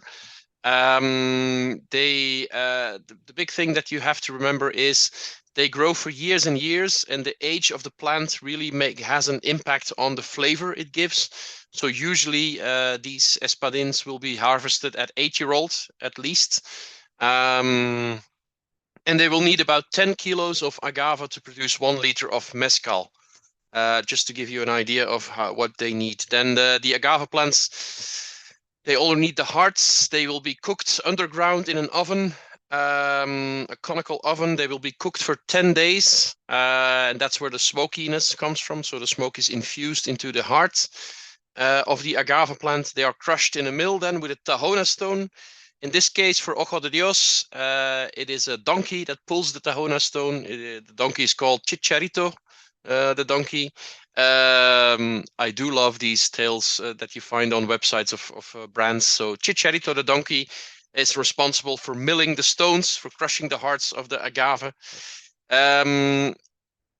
That product is then fermented in wooden barrels with local water, and then double distilled in 250-liter copper still pots, and that makes what you have in your glass right now.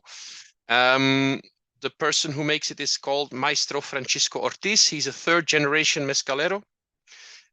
So he is responsible for distilling, but the blending team, the master blenders, are 2 ladies, Cynthia Villalobos and Chitlali Velasquez. Chitlali, very special first name. So those are the ladies that make this.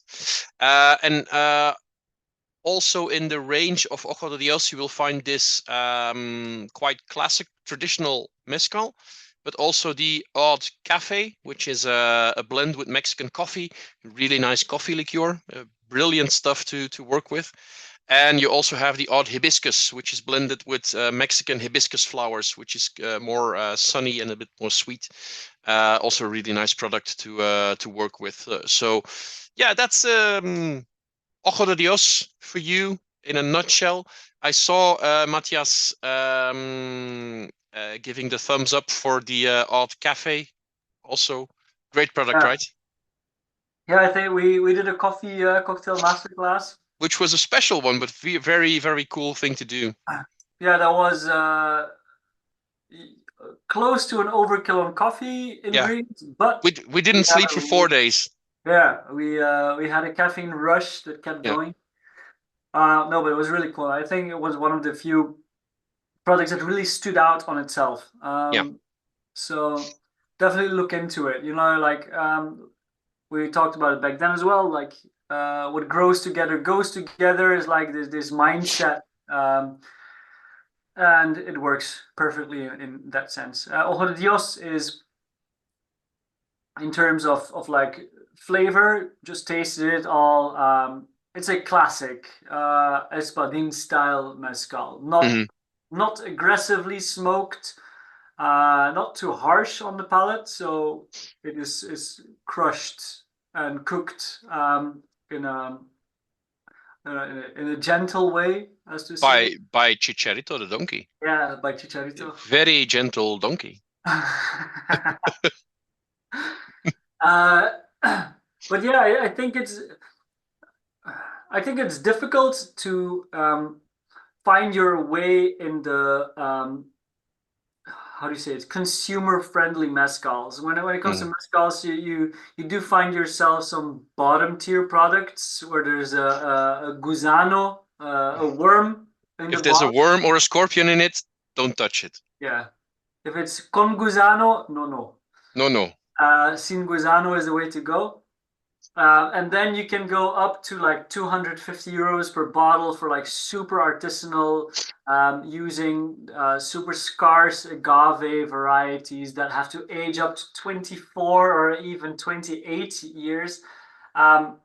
but when it comes down to like a good solid espadín, Ojo de Dios really just delivers. You know, like you get what you're looking for. And yeah, I think all the other things have been said already. Yeah. And the special ones, the older espadins, other varieties, very cool nerd stuff. But as you said, when you just want a good base mezcal that does what it needs to do, this is one of the products you need to look at, I think. Yeah. It's good to have a solid mezcal at home to up your drinks. Your margaritas, add a centiliter of mezcal to it, and they'll be happier.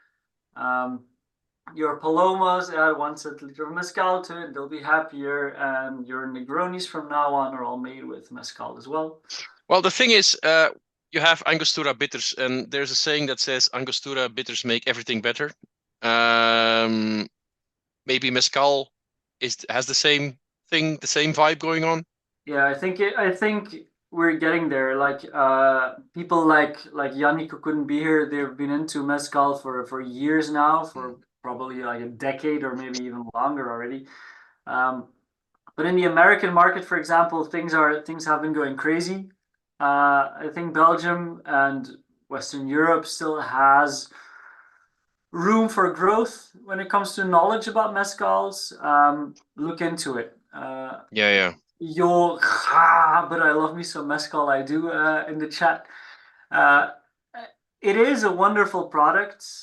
You will pay for something that is unaged, and some people may have trouble with it. But do note, and it's a silly thing to say to some of you, because I guess most of you are well aware, but here the aging happens before the bottling, you know. Yeah, it's the plant. Whereas this has to age 7 years in a cask. This has to age 7 years before you're allowed to use the fruit of your labor, you know. So there is an equal amount of like labor-intensive aging time that goes into it. For those who may not be as introduced into mezcal. So do not be afraid of some price points. Obviously, there's agaves to discover. Like espadín can be, they're most often quite smoky, or the way that espadines are being turned into mezcals are quite smoky. There are other agaves out there. If you do not like the smoke, it's a world discovering. But yeah, it's a solid product, and I really like playing around with it. Well, I'd like to sum it up with what Jo just said in the chat. It's just such a wonderfully idiosyncratic beverage. I don't really think I understand 100% what he means, but it sounds very, very good. So I'll just sum it up by that. Now, for the last drink we had in stall for you, which is the port, the 10-year-old Taylor's Port. This was one we had to think about a little bit, Matthias, for the cocktail part of it. Yeah, when it comes to port, people have been trying to make it popular again. If you look at it, it is not the most popular of wines. It is not the most popular of cocktail ingredients, but it is absolutely delicious. Every year you see, port and tonic hypes going on, but it's always a bit of a flat balloon, or so to say. Like, yeah. But historically speaking, and that's where we take the cocktail point of view again, there was a time where port was absolutely essential in cocktail making, and that's when we go back to the time of Jerry Thomas.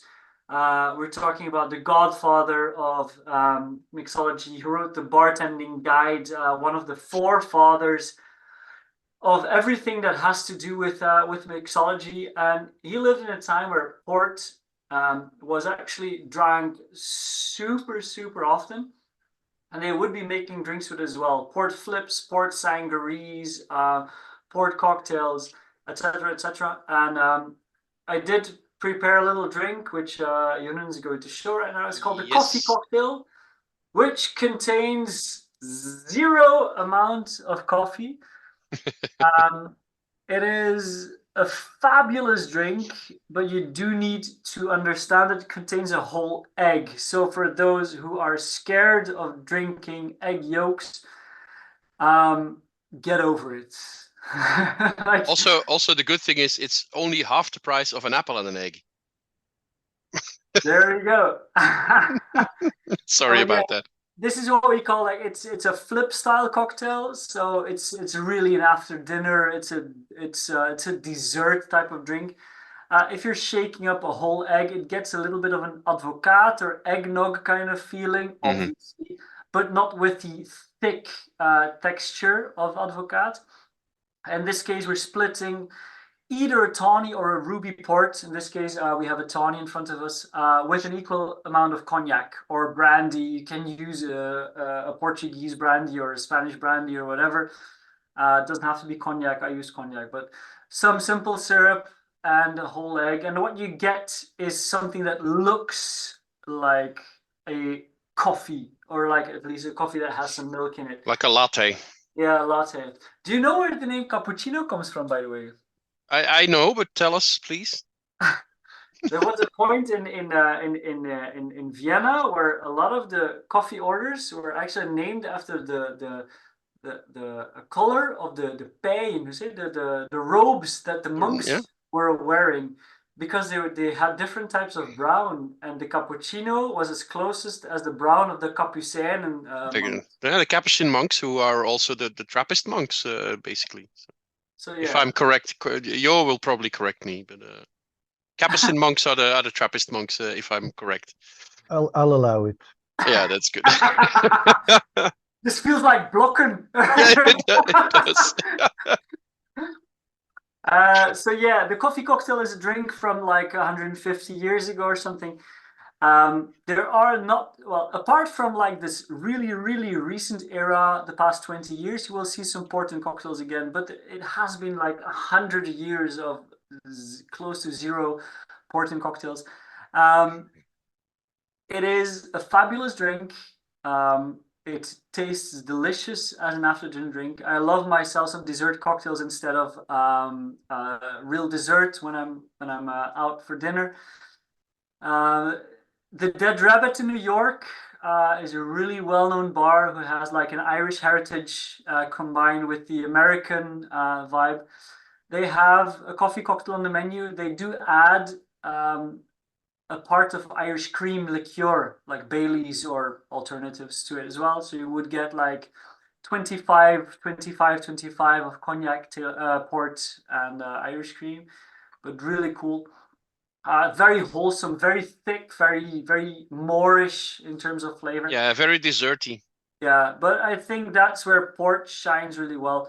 Yeah. We were talking a bit about like pairing with cheese and chocolate as well. Now, you may have noticed that throughout the tasting, I've been eating chocolate because like Anglo 1919 pairs so well with chocolate. I love myself a boulevardier with a piece of chocolate as a garnish instead of an orange peel. But most importantly, and this is not hashtag advertisement, but 85%, like 80 and above, dark chocolate with some port is really where you're gonna get me craving.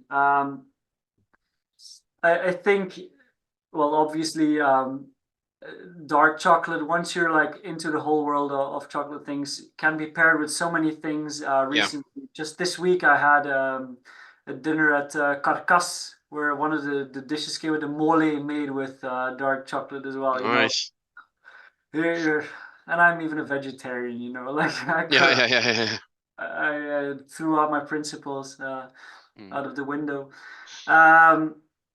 But it was for a good cause. Now, just some port wine with a piece of dark chocolate. If you're not into making cocktails or don't know what to do, this pairing will bless your palate as much as it can. And I think if there's one thing to it, port wine is a really confusing style of wines. You will get vintages, you will get blends, you will get rubies and tawnies and age statements. And like I've been to the Douro Valley, I've had my introductions to port wine. Even I still sometimes feel confused. It's always, you have to always think again about what was the exact way of what was it exactly what they do. So yeah. But it's definitely a world not to leave behind because it's confusing. You know, like Yeah. give it time, and especially in your glass. Or yeah, just let the products speak for themselves and taste them. I mean, it's when I became 30 in the beautiful year of 2019. I started looking for spirits and wines that were either like bottled or distilled in 1989 when I was born. And I stopped doing it because some stuff just got too expensive and other stuff was impossible to be found. But a year and a half ago, I was in Douro, and a port wine of 1989 was actually the last bottle that I bought. It was from my birth year, and I'm keeping it for my 40th birthday. So we'll be there. So yeah, this is really good stuff. Yeah. But yeah, about the tawny, maybe for I'll just say a little bit about the bottle itself, about what you're tasting, apart from the cocktail that Matthias talked about. So yeah, 10-year-old Tawny Taylor's one of the great port houses, especially known for their vintages. Vintage ports are declared only 3 times per decennium. So quite rare, only in the very good harvest years. But here you have a 10-year-old tawny port. That means that they have aged for at least 10 years on casks, wooden casks of about 630 liters, which gives them the characteristical slightly brownish tawny. That's literally the meaning of tawny, is brownish color. As opposed to ruby ports, which are aged on really large foeders, really large 10,000 liter casks, or even in some cases stainless steel casks, which keep their redness, keep their fruits, their red fruits.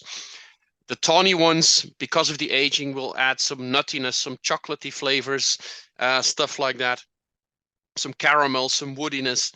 And the older they get, the more they will get this. And that's also why, as we were talking about, these pair so well with chocolate, for example, or other desserts. As you see on the picture, like some macarons, these things pair very well with these kinds of port wines. With cheese and meat and everything. Well, basically anything goes, but just go for good quality products, and they will pair with this kind of ports. Yeah, I think most of you will probably already know Taylor's as a brand and as a port, so it's just really nice to taste it again. Not really going to talk too much about it since it's already 10 o'clock. But yeah, I mean, if there's any more questions, now's the time. Just put them in the chat, and we'll try and answer them. Otherwise, so what we tried to do today was give you some ideas about the flexibility of drinks, but also the flexibility of cocktail recipes, cocktail templates that you can work with, that you can that you can play around with. Sounds a lot better, and it's actually the case. It is playing around with. And when you play enough, you sometimes hit some really nice little ideas and recipes. I think that's also what keeps you going and keeps you interested in this wonderful world of cocktails, Matthias. It's playing around, you know, like for me, I guess it's the way for most of the people who do it in the kitchen. I'm kind of annoyed with the fact how long it takes to cook and how quickly it takes to eat. So for me, cocktails give like a more leveled playing field. But yeah, I think that's it, and I think tasting like today's lineup is for me one of the most fun things to do. I do love myself some tastings, like focus on bourbons or rums or sherries or whatever. Yes, some really in-depth, like geeky stuff. Yeah, but when it really comes to portraying, and I hope I can get across some of the enthusiasm that I get when making drinks, but like I do get it when I'm working with stuff like this. And never ever, please be too condescending about something you don't like. I made that mistake in the past way too often already, and I'm still a youngster sometimes. But like, get off with it. Try to find your way, play around, and see what brings. And in that way, like, if we're gonna do a bit of marketing talk, like Cinoco, they have beautiful products. Like, there's always something to enjoy. Whether there's one or two things you thought like, I don't really find it this too challenging or whatever, challenge yourself and make a nice drink with it. Hope you gave yourself some good inspiration, and keep playing around. Yeah, I mean, I think that's a good way to sign off on this tasting. Keep playing around. I don't see any more questions popping up in the chat, so I'll just close off the official part here. Matthias, big thank you again for your time, for your ideas, for your general fun way of thinking about cocktails, which is always a pleasure to see. Thank you, Cinoco Spirits, for hosting these tastings. And thank you all for being here and joining us, because it would be a very lonely night if it was just the two of us talking about cocktails. Would still be fun, I think, but in a different way. So thank you, everybody, and see you next time, guys.